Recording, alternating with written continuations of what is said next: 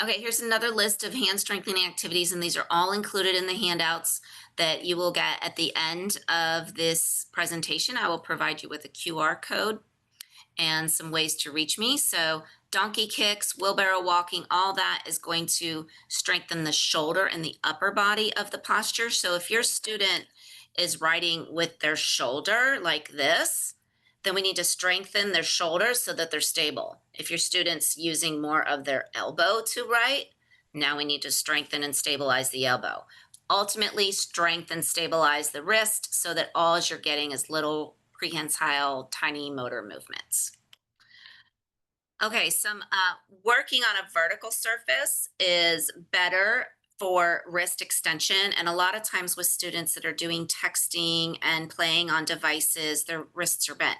So we want to get them standing upright using, if they're doing that tracing app on the iPad, have them in a vertical surface with a stylus. So they're getting that wrist extension because when I'm writing, my hand is in extension, my wrist. And so we want to work on different exercises and things that do that.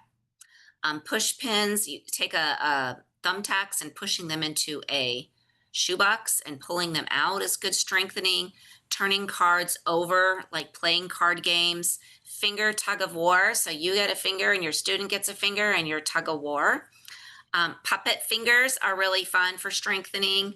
Rubber bands, I think I have one of those here.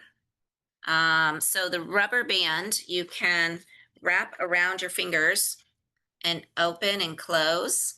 You can also practice pulling up or pulling this way. So you can pull and push, lift, different activities with rubber bands. You can also try to get it from one finger over to the next finger and add your fingers in and out. So now I'm all the way around the back, and then I want to get all three of my fingers inside and then back over to just the two. So things like one-handed activities with the rubber band are good exercises. And then putty, love putty. So put beads in the putty, buttons in the putty, have them playing with the putty when they're sitting on the couch watching TV and they're working on hand strengthening, they don't know it. You can put pennies in your putty, squeezing it. And then once you get all the pennies or the buttons out of the putty, then go through 5 sequences where you're squishing it into a pancake. Then you're going to pinch it into or roll it into a hot dog shape and then pinch it along the shape. You can roll it up into a snake or a snail, and then you can smash it all back together in a ball. So we've got pancake, hot dog, worm, pinching, and then snail. Okay, squirreling items is the ability to pick up multiple items from a surface and tuck them into your hand all at the same time. So the more pennies you put in your hand, how many things can you squirrel in your hand? All right, ways to strengthen the hand arch. So if you've identified that your student has a weak arch, they can't click the dice, then certainly playing dice games. There's my Play-Doh sequence: ball, flat, roll, pinch, snail.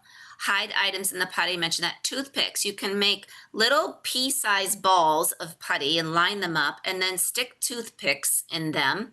And then you can add more putty on top of the toothpicks. Using a knife to cut Play-Doh is a very good wrist strengthening activities. Using pizza cutter or a pie wheel will help to strengthen the shoulders. And then any kind of small games that require holding a handful of objects, like put rice, how much rice can you hold in your hand, or sand if you're playing at the beach, how much can you hold? Having a little shoebox, a plastic shoebox full of sand or rice can provide some great sensory activities and strengthening those hand arches when they're looking through the rice for different objects.